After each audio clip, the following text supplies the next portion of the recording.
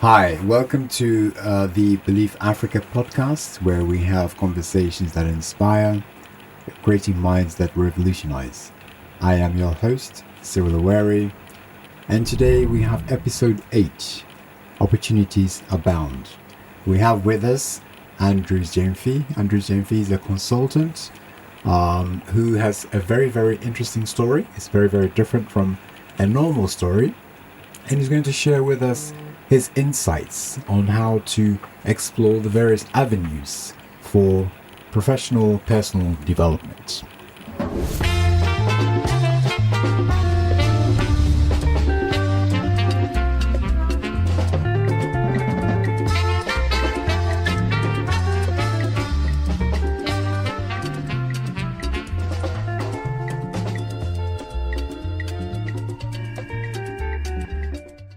Welcome, Andrews. Thank you. Awesome. So you you work in the area of electronics as a consultant, right? Providing support into businesses and individuals. Yes, actually, I work in the security sector, access control, then home security and traffic control also. Right. Yes, and then crowd control systems. Right. So anything that has to do with security systems, access, crowd, and traffic control. Super. How long have you been doing this, by the way? So I started somewhere in 2019. Okay. And then I registered my business in 2020. Okay. And so what year did you drop out of secondary school, high school? Actually, I couldn't actually make it to the secondary school. I didn't drop out. I didn't even get in. Okay. Due to some financial. Yes, you said financial issues. It was I completed junior high school in 2007. Yes. And I had a rough journey from there because my junior brother was right behind me, and then I had to pick up from somewhere. Yes. If I say I'm waiting for my mother to do something, and at that time that was not in good shape also. Yes. So if I say I'm waiting for something, I might wait for a long time. So I had to do something for myself. Yeah. So from there I went into sales. Okay. Oh, you went into sales. That's a very good area, by the way, to start. Yes. I was working with a Nigerian guy. Okay. Who at that time we were selling DVDs. Okay. DVDs were a big thing at that time. Yes. So I did that business for a year. Okay. I think, and then I went into conducting business. Mate. Oh, you did. You've been around. Yes. Okay. I went into a mate, and then I did that for I think a year also. And from there, I decided I need to learn something for myself because this thing I've been doing will not secure my future. Yes. I need to learn something. And then since the finances are not there, I have to come up with something. Yes. So from somewhere 2009, my brother-in-law is an arc welder. Oh, okay. And then a fabricator. Yes. So he took me in. He was in Kumasi. Actually, I grew up in Obuasi. Oh, you grew up in Obuasi. Right. So proper Ashanti, right? I would say. Yeah. And he took me in Kumasi, and he trained me to be a fabricator. And I learned about arc welding and how to fabricate certain stuffs. So from there, 3 years later, he traveled outside Ghana. He went to Germany. Right. And he left you with the reins? He left me with the place to manage, but there were this family issue, so I left it behind. Yes. And then I joined the sales team for Airtel, Tigo, then Tigo. Okay. Oh, right. So you have worked with Tigo as well. Yes. I was a freelancer. And we were, that time, Airtel Tigo have introduced Tigo Cash. Yes, I remember, because I was in telecoms myself. I was with Nokia. So yes. At that time, I was at Ahujo branch. And we were the one that was going from town to town to teach people, to tell people about Airtel Tigo, and then the benefits of registering into Airtel Tigo. Yeah. So from there, I went all in the sales. Yes, world, right? yes. Yeah. From there, I left Airtel Tigo, and then I went to Premier Bet. That's I2 sales. Oh yes, right. Yes, right. Premier Bet at Kumasi, same place, Kumasi, around the airport area. Yeah. So from there, I went back to Obuasi. I wanted to learn heavy welding because I am that kind of person. I want to learn new things. I like to learn something. Right. So I went back to Obuasi to learn heavy welding. And then I learned heavy welding for a year. And then I'm like, okay, I need to learn something new. Now I know how to do the heavy welding. And that's when I moved into Accra. Actually, coming to Accra was something that happened. I got a job. No. I came to Accra to work on my passports. I wanted to travel outside Ghana. Ah, yes. Sounds familiar, right? A lot of young people are probably found themselves at this place. I need to get out. Yes. Because people were telling me, with your skills, getting a job outside will earn you a lot of money. And I considered that one. Okay. I came to Accra to work on my passports. And the week I was in Accra, I didn't want to sit at one place. I joined some of the guys that came from Obuasi, and I went back to the conducting, the mate work. Okay. So we were running from Accra, from Medina to Circle, then to La Paz, then back to Medina, like a triangle thing. And from there, one day I saw this advertisement of an LED company looking for a welder. There's this thing I don't know how to do it. So when I saw the advertisement, I want to be I'm a welder, but I want to learn what they do. So I applied and they took me in. I worked. Is it because you didn't have all the experience for that particular role? Exactly. But they still took you. I went in as a welder. They were looking for a welder. Right. I went in as a welder. Okay. And then I got the chance to learn what they do. Yes. So I went there, Appaled, I think around. The name is Appaled. Okay. And I learned the LED business. I learned how the LED works. Right. I learned a lot of things from there. And even engraving and stuff. I learned how to operate the engraving machines and all those things. And from there, I wanted to learn something more. I wasn't satisfied. I went to, that's when I met, I saw this advertisement of ATBS. They were looking for a welder again. Yes. So I went there and then they took me in. That's where I started learning about the automation system and access control. And it took me a year to get familiar with how the system works. And I was able to learn a couple of things. So from ATBS, I decided I don't want to work for any other company. I have to do something for myself. Now I know how the marketing works. I know a couple of things about the LED. I can do things on my own. And then I know how to, I'm a welder. I can do heavy welding. So during my time at the ATBS, I made some good friends. People we met on site, and then we got familiar. And when I decided to quit ATBS, I spoke to one guy. He was into networking. Oh, right. Computer networks. Yes. He said, oh, don't worry, I'll take you in, and then we'll do something together. Okay. I quit the job, but I stayed home for a couple of months. And then I also picked a job at a supermarket. Okay, just to keep you going, right? Yes. I picked a job at the supermarket because starting the business with no funds, you need a little bit of breaks. So from the supermarket, I made a couple of friends there too.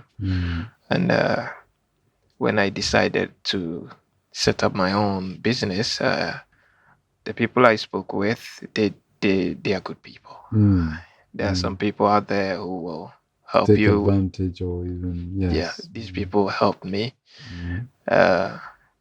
He took me in, and then he taught me how the business sector work, and I followed his instructions. So somewhere 2019, I started working for myself with the help of the people that I would say mentor. They were mentoring me, and so from there, he told me, you need to register your business if I'm going to. He Mr. Appiah, of ICT Experts. He said, if I'm going to give you contracts, you need to register your company. So he takes the contracts and then he gives it to me. He takes the contract in his company's name and he gives it to me, and then I do it. And then from there, I started making my own clients as relating to the people I work with. And Kojo Appiah, on the other hand, will tell me, you don't have to come to me all the time. You have to deal with them directly. No, he was saying this. Yes, because there were people that have trust issues when you're a young person working out. So sometimes I'll take them to Kojo Appiah, and then he will talk to them, and then he will use his company name as a business. As a front. And then I'll get the contracts. And I was able to show, sorry to cut you, Andrews, but it just goes to show about the importance with trust and integrity, isn't it? Yes. Because we can see there that customers were still engaging directly with Kojo Appiah, yes. Yeah, right. When because they didn't know you and they were not sure whether they could trust you to for them to for you, because you'd be exposed to a lot of things, isn't it, with the work that you do. So they didn't at the time feel comfortable that they can trust you as an outsider. Yes. And there's this perception that when a person knows 2 or 3 more things, it looks like it's not. He do things in a mediocre. He wouldn't do it to perfection. But I remember one client called me 1 man 1,000.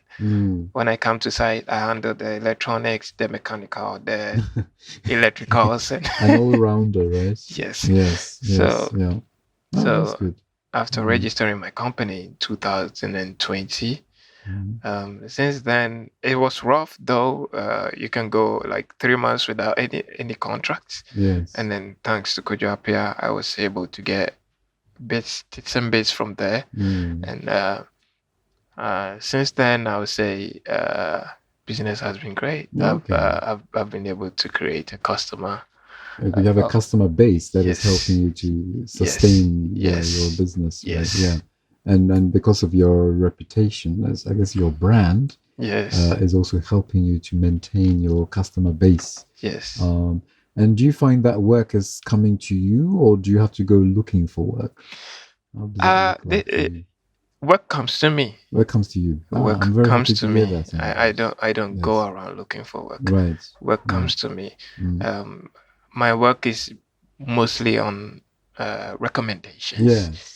Oh, he's a good guy. He can do it. Oh, who did it for you? He did it way good. We say then recommendations. And then also I get, since Kojo Appiah's company is quite prominent and doing a good job, when he recommends, the people automatically trust you. And that's how it works. That's really powerful, because this is the message that we're trying to get across to our listeners about the importance of brand. We talk about brand, and the values that form part of your brand, and a very key part of that is integrity, honesty, and when you are living by those values, you find the work coming to you. We have a lot of young people who are at home complaining that they don't have work to do, and hearing your story is quite remarkable, because it's completely at the end of the spectrum. We have a lot of young people who've completed their secondary education, they've gone to university, and they are complaining that they don't have work. Yeah. And Andrew's story hopefully is a testimony to what is possible. Right? So it doesn't matter where you are, what circumstances you find yourself in. Yeah. If you put your mind to it, just like how you did, you had this kind of learning mindset and always wanting to explore and find ways of making yourself productive. And you went through that process. So that's really encouraging to hear, and hopefully our listeners will be encouraged, with your story, your background there. But let's talk about the different ways that young Africans can develop themselves. We have education. There's obviously entrepreneurship. And then personal development even, right? Do you have any recommendations on how young Africans, what avenues can they use to develop themselves? Well, I do have a couple of recommendations. Yeah. First of all, you need to pick a sector you're good at. Okay. Personally, I like taking things, dismantling things, and then putting them back together. That is my thing. Yes. I like. Right. If it's anything it breaks, you'll find me opening it up. Okay. And then trying to fix it and putting it back. Yes. And it's interesting. Sorry, Andrews, to catch you, but we have been talking about this with another guest on another topic about kids breaking things. And then looking to putting them back together again. But of course, if your parent has bought you a toy and you break it all up, your parents are not going to be happy, right? That you've just ruined this toy that they've spent some money on. So I guess it's a mindset, way of looking at how the child is learning. And acknowledging that it's perfectly fine, for them to go through that, and because they are learning something new. But yeah, so continue. Yeah. Yes, and like you said, if the kid is breaking the toy, perhaps you should help the kid fix it back. Yes, right. Yes. The kid is gonna learn how to fix it back. Yeah. He breaks it, you help him. If he breaks it, you help him with the glue. Yeah. Oh, let me help you fix that. You fix it, and then the kid is gonna learn. Next time, she or she would need a glue to fix that thing. Yes. And that's how the learning happens. Learning doesn't just experience. They say experience is the best teacher. Indeed, it is. Yeah. About back to the avenue, there are a lot of avenues available. Like I said, you can pick if you pick graphics designing. Yes. Graphic designing is that's an area that is in high demand, isn't it? Yes. And also we are in a world where technology is way speeding, and you need to upgrade yourself. Sorry, you need to upgrade yourself to meet the demand. Yes. If you stay where you are, you will not be able to meet. So I will advise young people to. First of all, you can try graphic designing if you like designing. If you are like me, you should probably get something mechanical. Yeah. Go learn the skills. Go out and learn the skill. It doesn't matter. You go hungry. I promise you will go hungry. Either way, either you go hungry learning the skills, or you go hungry doing nothing. Doing nothing. Yeah. Yes. So I recommend you go hungry while learning the skills, and then. When you get the skills, don't settle for there. Get the next one, because if you want to learn something, you learn one sector, and then when you master there, you learn another sector, so you can know how both of them can come together to do something. And at the same time, AI, artificial intelligence, it's a great tool. Young people can try using. There are other sectors like what do you call it? Programming, computer science. Oh yes, yeah. Science, Python. Yes. Yeah. I know that one is hard. That one is hard, but I know someone. I think good things come through hard. Yes, and then I know the university teaches all that, but if you're not able to go to your university, that shouldn't stop you. There are platforms out there that can teach you for free. Yes. Yeah, you're right. I mean, there's YouTube for a start, isn't there? Which has a lot of content on there, which is for free. Yes. It's interesting. A lot of our young people have these amazing devices called mobile phones, but most of the time we're using it for Facebook and TikTok and the like. So we're not making very good use of the resources that we have, actually. Yes, I noticed normally young people will be on TikTok creating videos, dancing and stuff. Nobody's saying dancing is bad. Yes. There are people who've made a career out of dancing. But as time goes on, how long can you dance when you are 45 years? That's true, yeah. Can you keep dancing? Yes. Because you need to get something sustainable. Yeah. Yes. Yeah. And here's the thing that we have this platform, edx.org. Okay. They have a lot of courses and they give it for free. Oh, okay. edx.org. Yes, they will teach you for free. Okay. If you want to learn CR50, computer science, CS50, computer science. Yes. And if you want to learn Python, you don't need to go to school. You don't need to be in class. All these platforms are there to teach you. And if you already have a skill, graphic designing, you already have a skill, and you want to put it out there, you can try Fiverr. Is it Fiverr or something? Fiverr. Yes, Fiverr.com is a very good platform. Yes. I think I was saying to Andrews that so with the work that I do, my company, sometimes we have to look outside externally for some special skills. So we have used these platforms, and Fiverr is one of them where we've kind of looked there to see if we can find a consultant. And it's very unfortunate because I personally, I have not seen many African consultants on this platform, providing, there's a whole range of different services, actually. As you said, from website development to, designing different imagery. It's very vast, Fiverr.com, Fiverr.com. There's also Upwork. Upwork is another one. Upwork.com. upwork.com.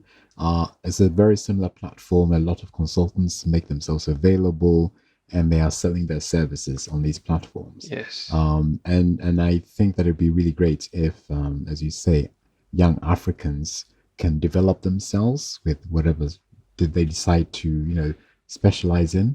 Yes. And make themselves available on these platforms. I'm sorry. I think young Africans, we need to learn to know that you don't necessarily need to go to university to do something for yourself. Well, I think you're a good example of that.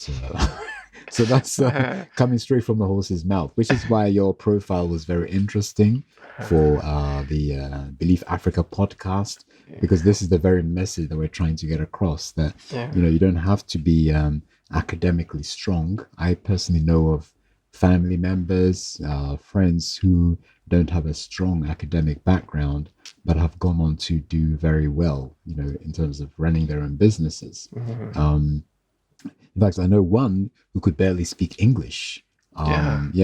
But was still very, very successful. So we don't need to create any barriers for ourselves and say that, because I can't, complete my education, so my future is, completely, I do have a quote for myself. When I was learning, when something comes and someone say it's impossible, I'll turn around and be like, okay, impossible. The word itself says I am possible if you put it in the right way. Right. So there's nothing impossible. Right. I would just say, maybe I'm not equipped to do this now. I'll be back for it. Yeah, that's the very mindset that we're hoping young people to embrace. The growth mindset is pretty much dictates everything. And through my professional life, I have seen this a lot with individuals who are very gifted, even academically, very gifted. In fact, very intelligent too. But unfortunately, they fall short with the character and element part. Excuse me, and that's why we're trying to kind of re-emphasize on this very point as part of this podcast, that to be an all-rounded person is not just about your academic credentials, but your character, your attitude, your mindset, as you mentioned, is really foundational. Yeah. And that's the message that we're trying to get across. So it's great that we have you. Your story is a testimony for this very fact. Yeah. So let's talk a bit more about the different industries. So we talked about the options of areas where young people can explore. But which industries do you think are looking like the future in Africa that young Africans can look at? Well, as a young African, like I said, you shouldn't forget anything about computer. Right. So IT, computers is definitely. No matter what your field is, learn how to use a computer. Yeah. Learn how to use applications. Sometimes it's hard. Yes. You don't understand what they are saying because some English are huge. Yes, learn. Yes. You can learn all about the English. If there's a word you don't understand, Google it. Yeah. Yes. There's a word you don't understand, Google it, read about the word, and use it the next time in your conversation. Yes. That's how I learned. Yes. And through that, you'll be able to get the understanding you are looking for. Right. Yeah. Yeah. And while you are at it, do not forget that the field you are trying to enter, you have competition. So how are you going to present yourself? Yes, there are people with this degree, with a master, and then they are fighting for the same thing. Yes. So how are you going to present yourself out there? Last year, somewhere in December, we went for this event, black tie event. I was invited by Kojo Appiah, my boss. Okay. he told me, you need to be there. You need to be there. Yes. And then I was there. And then I learned a lot of things from that event. And I was told from there, sometimes it's not about the money. No. Sometimes it's not about what you are getting from that place. It's about relationship. How are you relating with the people you are working for? How do you relate with the people you are meeting? Yes, there are people who will belittle your ambitions and stuff. I wouldn't tell you to disrespect anyone, but you need to know how to handle those things. Yes, that's very true. That's pure wisdom, right? Yes, you need to learn how to handle those things without disrespecting them. There are people who will go the extra mile to even disrespect you. I've had one scenario. We went fist fighting on site, which I'm not proud of. That's but right. Yes, that was before you matured, of course. Yes. We were fighting on site. Yes. Yeah. All because the client wanted me to put an extension cable, this normal extension board to my installation, so he can plug and unplug my device. Yes. And I told him, no, that's not how I work. Sure. So he started insulting. Okay. And then I said something back. One of his boys that came to me, and then it turned into a fight. So you can laugh about it, obviously. Yes. No, but you're so right that, I mean, there is this saying that ignorance is bliss. It's like a famous quote, English quote.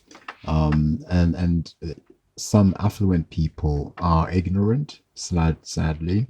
But as you say, you have to know how to conduct yourself and even show empathy for such people, because it's not a very nice place to be that ignorant, right? Where you feel that someone else is below you or whatever. This is not a nice place to be. And so certainly from my side, what I've learned is to show empathy for them.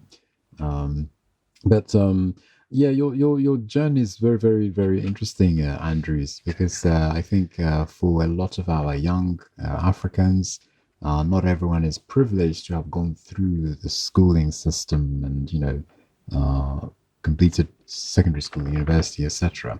And I think, am I right in thinking that what percentage of young Africans go through, I don't know, secondary school and university, do you think? Do you happen to know this? Well, personally, if I look at what I've seen, I would say around 30 to 40%.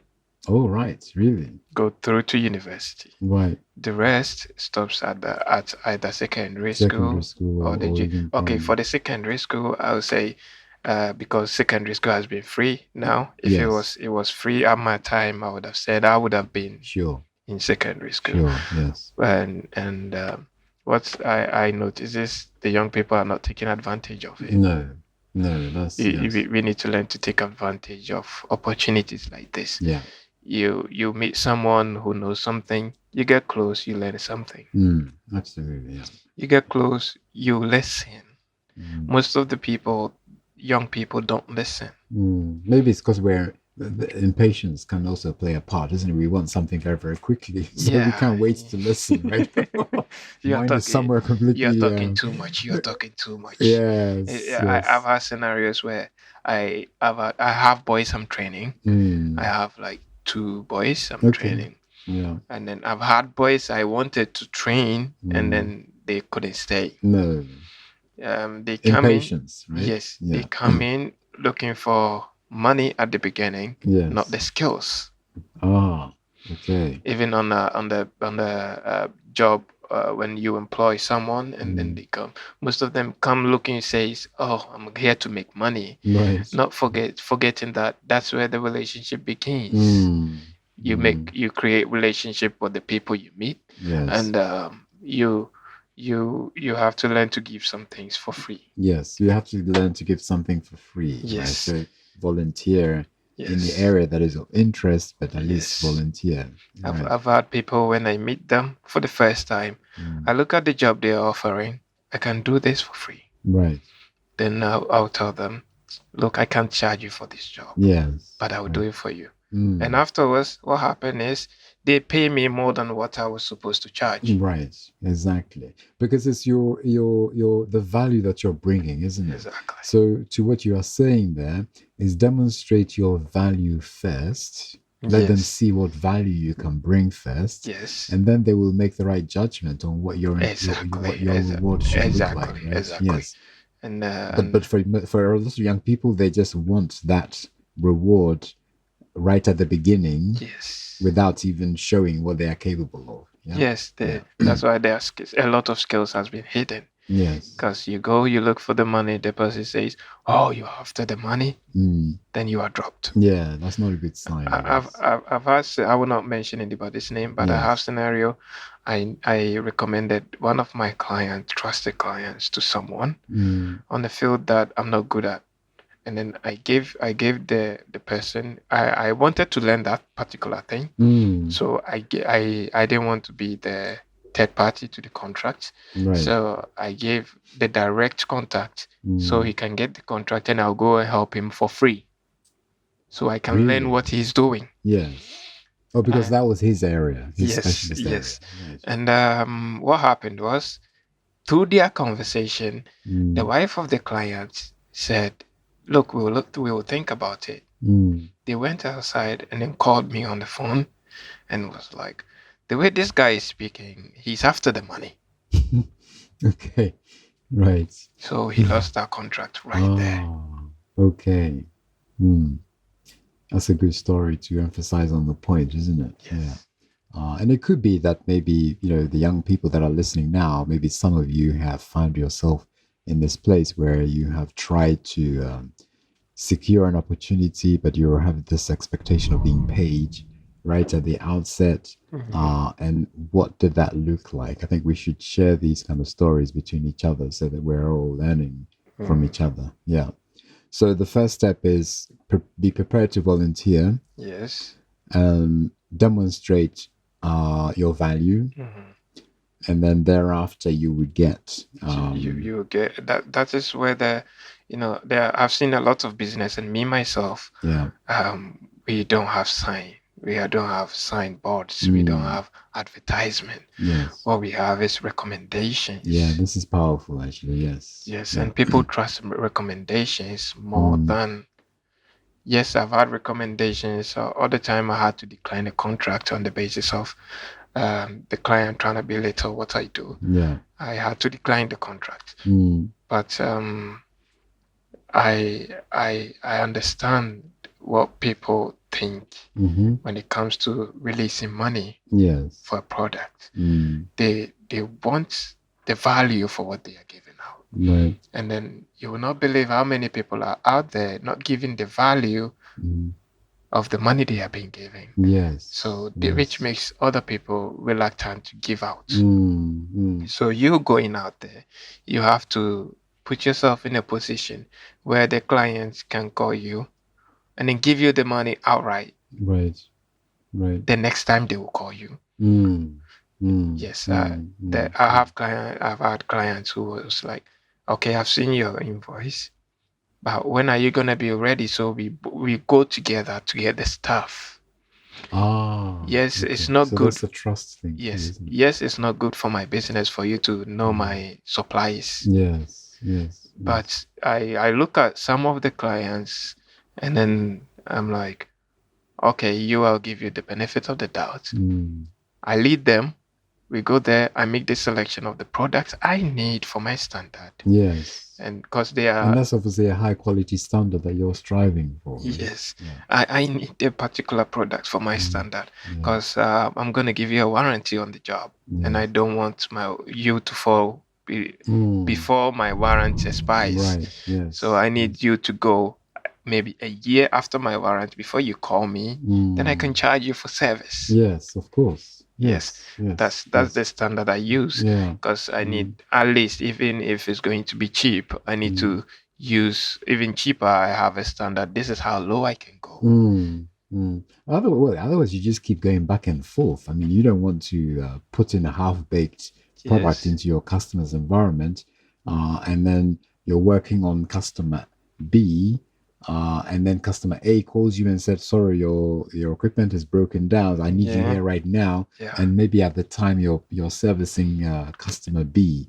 So that's going to disrupt your business anyway, right? And it's frustrating when someone calls you like that. And my work is more like when someone calls you, it's an emergency. Yes. The moment the call comes through and they tell you my system is not working, it's treated as an emergency because possibly the person is not able to get out of his house. The company is closing and they are not able to close their security system, and you have to be there. Right, yes. So I put a standard on my work. This is how low I can go, and then the clients followed me to where I get my stuff. He wanted this, I said no, I want this. He wanted this, I said no, I want this. But we can use this at your own risk without my warranty. Yes. That's the first time I met this client, and he went with what I recommended, and it's been 3 years now. I haven't heard from him. Right. And you should use that as a testimony, actually, when you're going with another client who is still in that same state, right? Then you should use that testimony to say that, do you want this or do you want to find yourself in a tricky place? Yes, and then I tell you that particular client who was having this trust issue after that contract, every other contract, he gives me the money upfront. Oh. Full payment. Yes, because he knows what he's going to get. Yes. Yeah. So that's the standard you have to put your because in Ghana, I'm not sure we have we have a standard, but we do not have a particular standard of how our things should be. Yeah. But you, the worker, have to put a standard on yourself. Yes. Even on the electrical field, there are some devices you use in your room that do not use the cable they use. Some of them use smaller cables. And eventually, after a couple of years, you have to change every cable in the house. Yes. And that could be very expensive. Yes, it's very expensive. Yes. And if you do that, nobody's gonna trust your work. Yes. Oh, I gave it to him, in 2 years I changed every cable. Oh, I gave it to him, and then he will not recommend you. Yeah. And then I've worked for prominent people. I can't mention name here, but I've worked for prominent people through recommendations. Yes. So so in general, do a quality job. Yes. And you would find work coming to you. Yes. Yeah. If the person wants a cheap job, you explain to him, this is the problem. We can use what you're recommending, but that won't be on me. It will be on you. Yes. Cool. Then you use then when they complain about the issue, you get to know. Just remind them.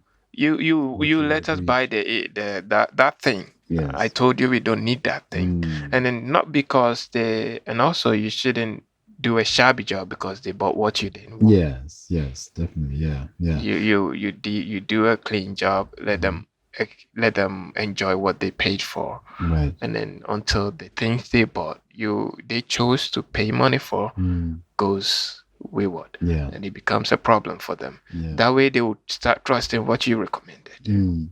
Yeah, I think it's very similar to any quality product, isn't it? If you look at even in the automobile, in the car sector, you have the Mercedes, BMW, Range Rover, all the luxury brands. Yeah, they don't advertise a lot actually, right?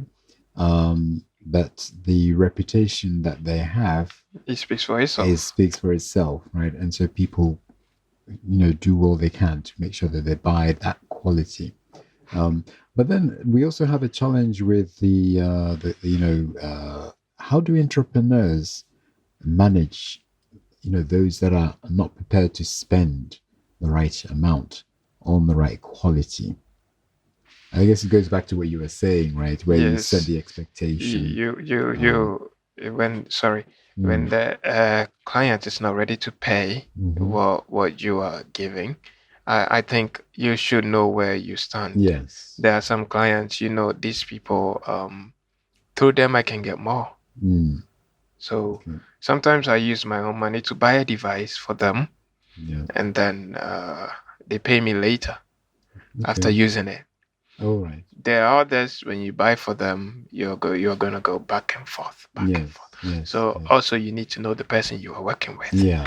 It also depends. There are people who are out there who will make you look like a fool. So you have to know who you're dealing with, yes, in order to engage with them. So in other words, don't just be attracted to the potential of earning some income or whatever from it, but take care to think about the person that is buying from you to make sure that they can actually be prepared to invest in the right amount and the right quality of work, etc. Yeah, because I think that's a big challenge. Generally in Ghana, most people tend to buy something based on the price and not necessarily what they are getting from that product or service. So it can be a bit of a challenge for entrepreneurs to work with those that make decisions based on just price.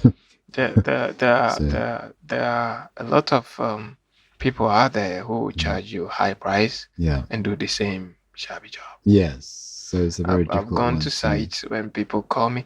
My system is they get my number from the person I installed for, and then they call me. You go, they already have the thing installed. But yes, they recommended the right machine, but the installation is wrong. Right. And then because the installation is wrong, the machine is giving problems. Now, when I go there, I just have to dismantle everything and start all over again. Yes. So that's a false economy. Yes.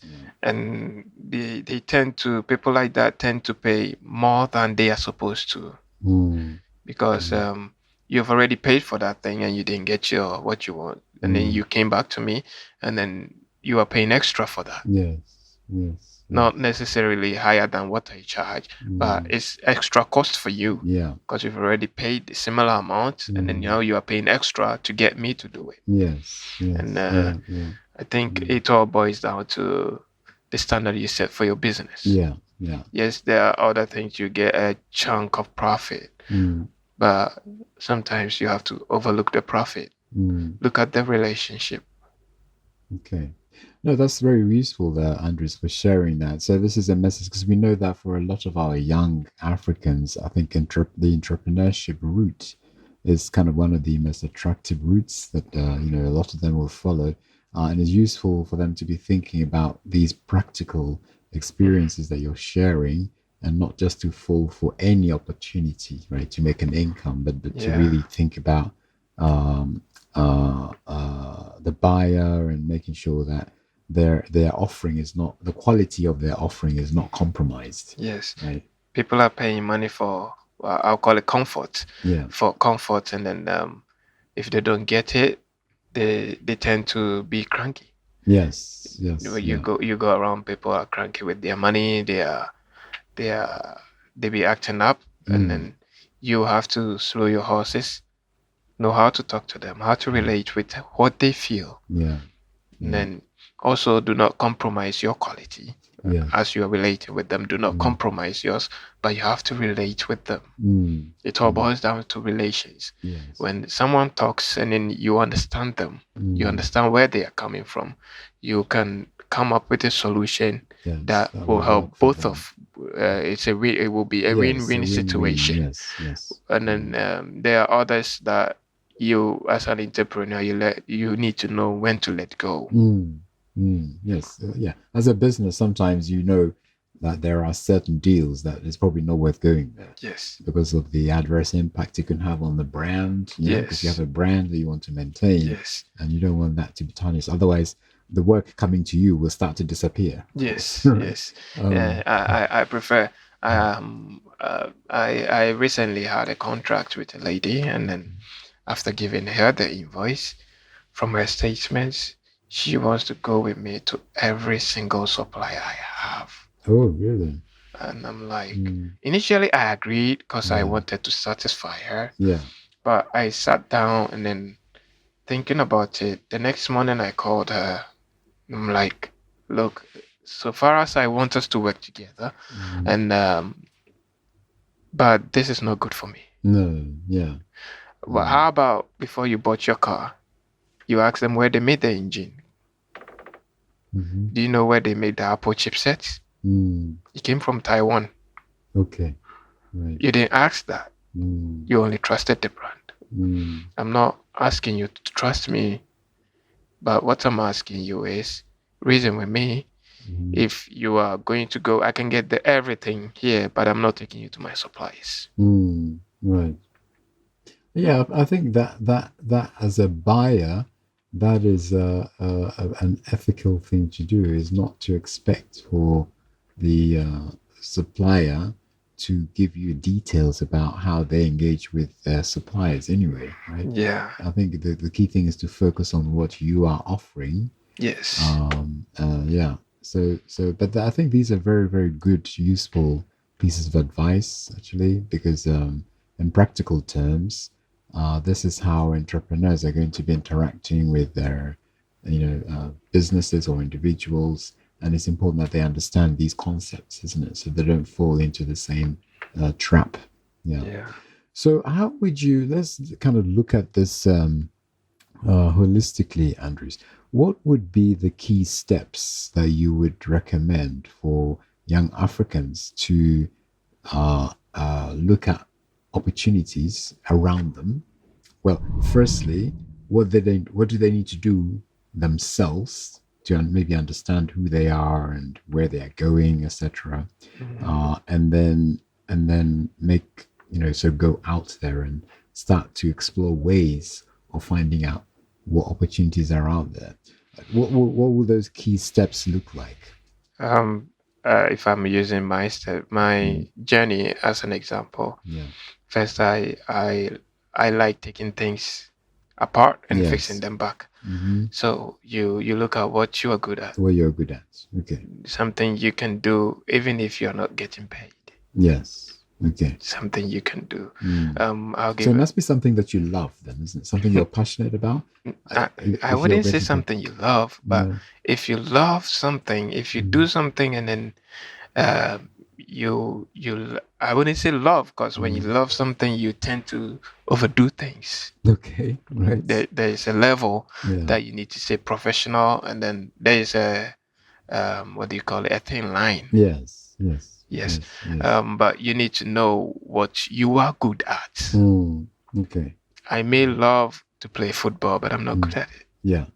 Or at least if you're not good at it, find ways to become good at it. Exactly. And there's, of course, as we've discussed, there's lots of opportunities online, etc. Yes, to learn. You can. There are other things you can learn how to do. Yes. And then there are people who doesn't know what they love or what they are good at. Why don't you look at your life? Yes. You look at your life. When I was at Obuasi, I had this gaming joint. Okay. There was this Mortal Kombat Sega. I was quite an expert on that. Yes. And then I spent my whole saving. Yes.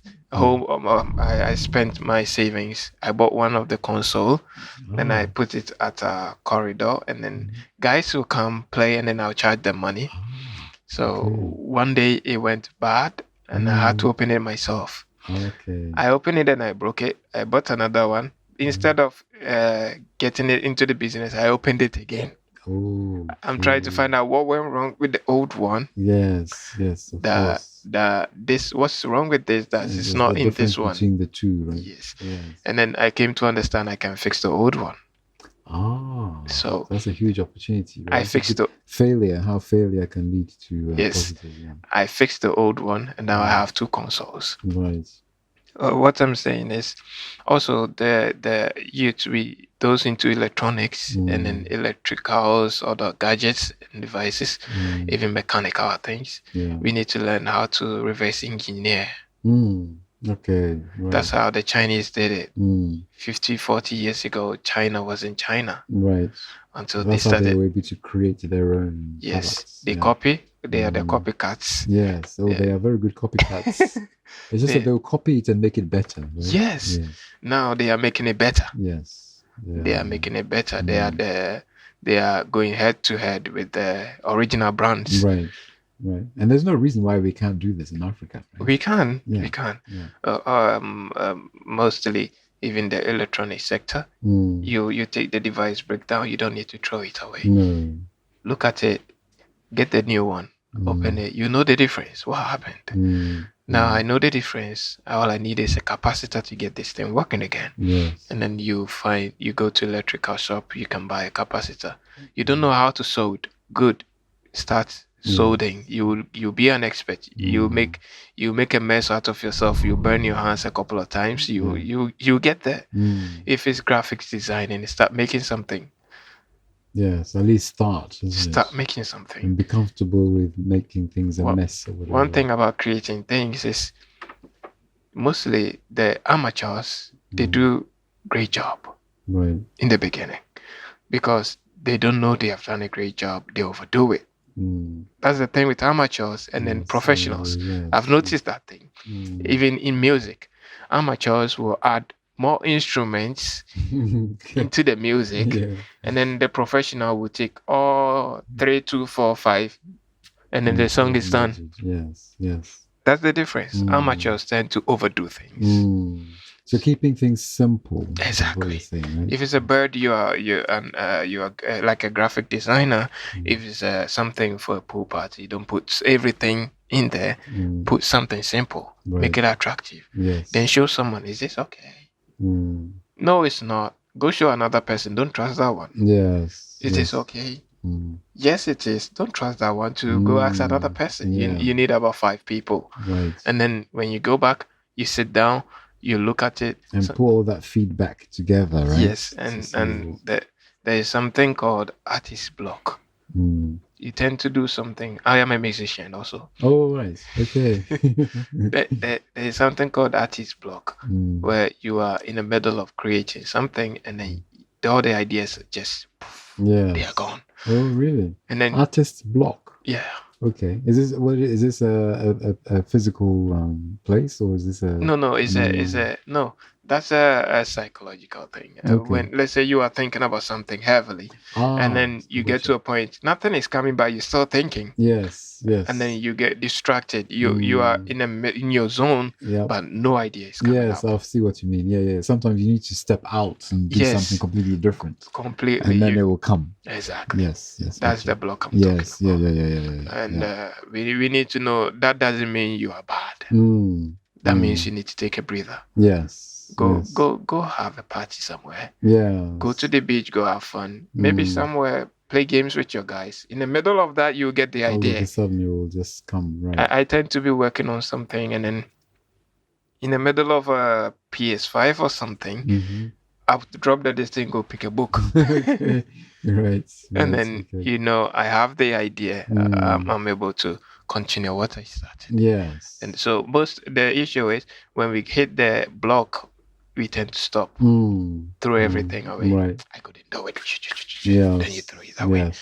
And then that's also one issue. Yeah. So we missed the opportunity to see it through. Every professional artist, someone who is a professional on any field will tell you this one. Yes. When you hit the block, stop, drop it, and go do something different. Don't think about it again. It can take you a week, a day, 2 weeks, sometimes a year. Yes. And then you see it, and then you can go back and continue. Awesome. Really great, Andrew. Really enjoyed this conversation. Yeah. No, I think it's a lot of nuggets there for young people to to think about. We've spoken about the importance of having the right mindset, the growth mindset. I think culturally as well, there are some cultural norms which can make it challenging for young people because, firstly, when you are young, you don't seem to get the respect in society. Yeah. So you're not taken seriously. But it's important that young people have that determination, and courage even to not give up on their dreams. Yeah. Sorry, I had to cut you. If it's a society, if they don't give you enough respect as a young person, it's because how you present yourself. Right. Okay. There are some where we grew up. There are some kids, when they say something, they are taken serious. Okay, that's true too. Okay. There are some kids, when they say something, they are taken serious. They are trusted on their decisions. Unlike others, when the slightest chance they will get, they will mess up. How can I trust you? Yes, right. So you have to start building it up. Right. Okay, this maturity, is how. Start building that, and then that respect thing is also one thing that kills confidence a lot of times. Yes. But you should understand, people are reacting to your action. There is always an action before a reaction. Yes. They are reacting to your action, how you put yourself out there.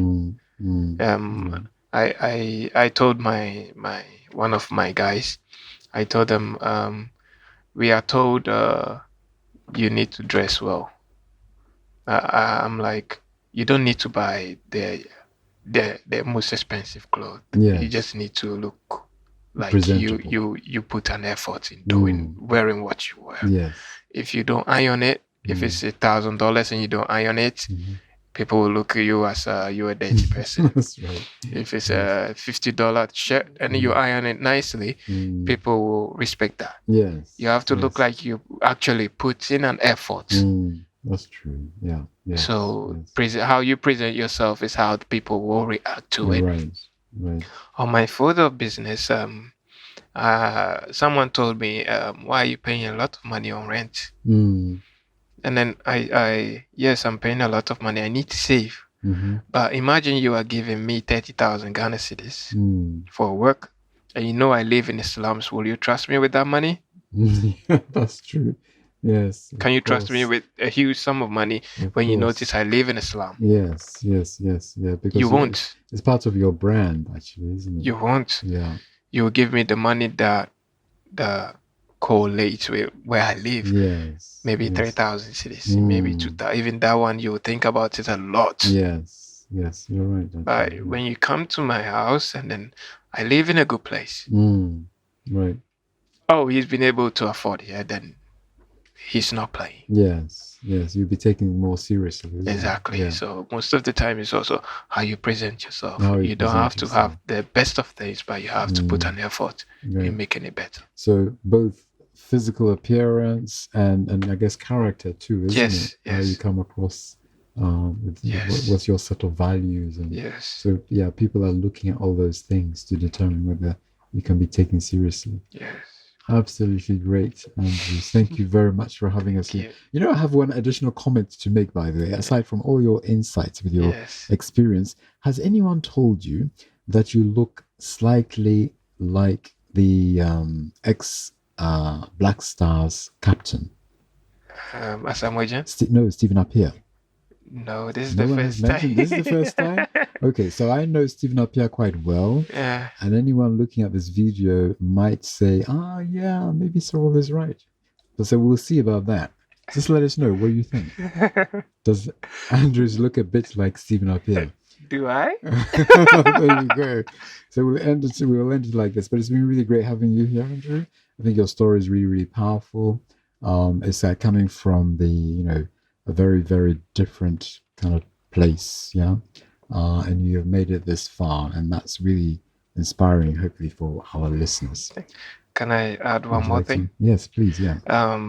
We were talking about doing something for free voluntarily. Yes. There is this group of guys I've seen on social media. They are called Buz Stop Boys. I'm not sure anyone have heard them. Buz Stop Boys. Yes. Buz Stop Boys. Okay, good. These guys have taken it upon themselves to clean Accra. Really? Yeah. As in volunteering? Volunteering, no. Is this a large group? Do you know? What I know is it's not a large group. Okay. It's not a large group. They are getting volunteers, but it's not a large group from what I know. Yes. And then these guys are doing it for free. That's incredible. That is very, very impressive. And I don't know them personally. No. They don't know me, but I've been commenting on their videos. Right. And though we have government that needs to take things, sanitation things. Sure. We have institutions that needs to take care of it. But as the youth, we need to be able to create things for ourselves. Yes. Buz Stop Boys have made it their what do you call it? What's the word? Their own mission. Their mission to clean Accra. Yes, to help clean Accra. And now, as at now, they don't have anything. They are using shovels. Really? And then handheld tools to work. And they are doing a great job. I think we're going to go and look for the Buz Stop Boys. Buz Stop Boys. So the BelieveAfrica podcast is going to look for the Buz Stop Boys. Yes. And we're going to definitely try and find ways to help them. Yes, and that's how it all starts. Start doing something. Yeah. And don't expect anything out. Let's say Buz Stop Boys is gonna be great. Yeah. It's gonna turn. I believe they're gonna overtake Zoom Lion. That's true. Believe that. Yeah. And then when even if the government doesn't help and the private sectors help Buz Stop Boys, what would you think if you meet the guy who started the Buz Stop Boys? Would he be the same boy who was, let's say, living in a single room, self-contained? He's not going to be the same boy. No, absolutely, yeah. He'll be a CEO. Yes. It would be a great thing. Yeah. So we need to start doing something for ourselves. For that, yes. We don't need to wait. No. Thank you very much. You're welcome. Yeah, thank you very much.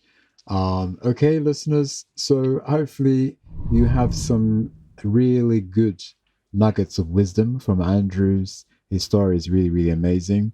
We're going to check out Buz Stop Boys because they are doing some really awesome stuff. Continue to remain with us, the BelieveAfrica podcast. Stay in touch with us on social media, and let's continue the conversation. Thank you.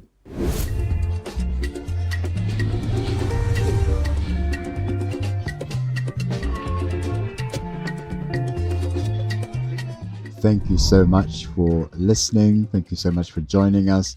We look forward to you joining us for the next episode. Please don't forget to subscribe to our podcast and YouTube channels, along with our social media platforms, for any new offerings and engagements with you as listeners. We look forward to seeing you at the next episode. Thank you.